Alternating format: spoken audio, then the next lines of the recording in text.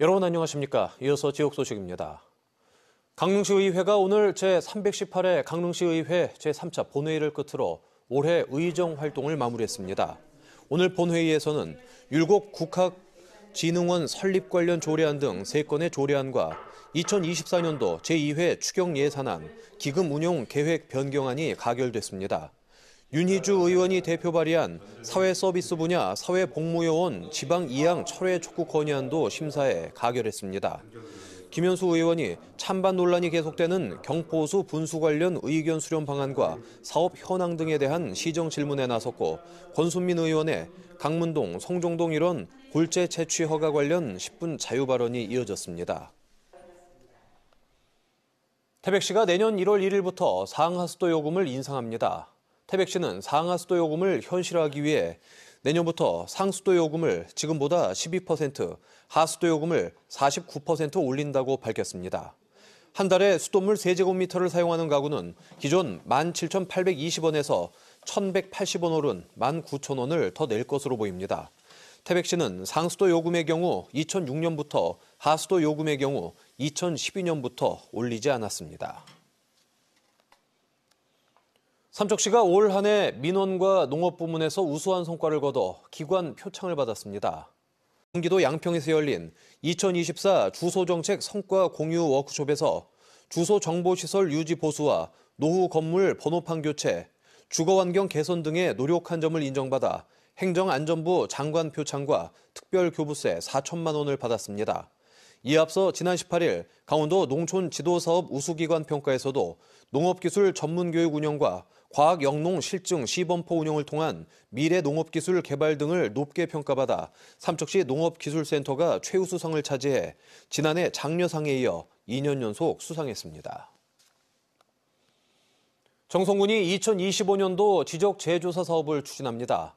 대상 지역은 고안 5지구의 3개 지구 971필지로 실시 계획을 수립하고 주민 설명회를 거쳐 사업지구별로 토지 소유자 동의를 받아 2026년까지 사업을 마무리한다는 계획입니다. 지적재조사 사업은 지적도상 경계가 실제 토지 이용 현황과 일치하지 않는 지적 불부합지를 바로잡고 일제강점기부터 사용한 종이 지적을 디지털 지적으로 전환하는 국책사업입니다. 삼척시에 이어 태백시도 여성가족부의 가족친화기관으로 다시 인증을 받았습니다. 태백시는 지난 2016년 가족친화기관으로 처음 인증을 받은 후 가족 사랑의 날을 운영하고 직장 동호회 활동과 휴양시설을 지원해 직원 복지에 노력한 점을 인정받아 가족친화기관으로 다시 인증받았습니다. 가족친화 인증 제도는 관련 법률에 따라 가족친화 제도를 모범적으로 운영하는 기업과 공공기관을 심사해 인증을 부여하게 됩니다. 강릉시가 겨울철 도로 제설 준비를 마치고 시민 안전과 불편 최소화에 나섭니다. 강릉시는 내일부터 내년 3월 10일까지 제설 대책 기간으로 정해 임차 장비 53대와 시 보유 장비 8대를 활용해 주요 도로 25개 노선 305.4km, 제설 취약 지역 26곳 21.88km를 집중 관리합니다. 이면 도로와 마을 안길, 인도 등은 읍면동에서 보유한 트랙터 1톤 차량 등 516대를 활용해 제설을 추진합니다. 또 내 집 앞, 내 점포 앞 눈은 내가 치우고 대중교통 이용에 적극 참여해 줄 것을 당부했습니다. 교과서에 나오는 주요 문화유산을 소개하는 국보순회전이 내년 삼척을 찾습니다.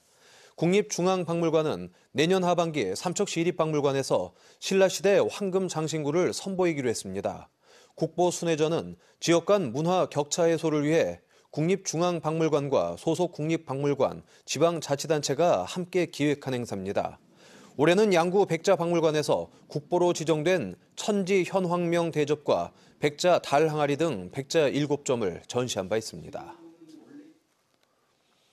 올 한 해 8만 명 이상이 강원 워케이션을 통해 강원도를 찾은 것으로 나타났습니다.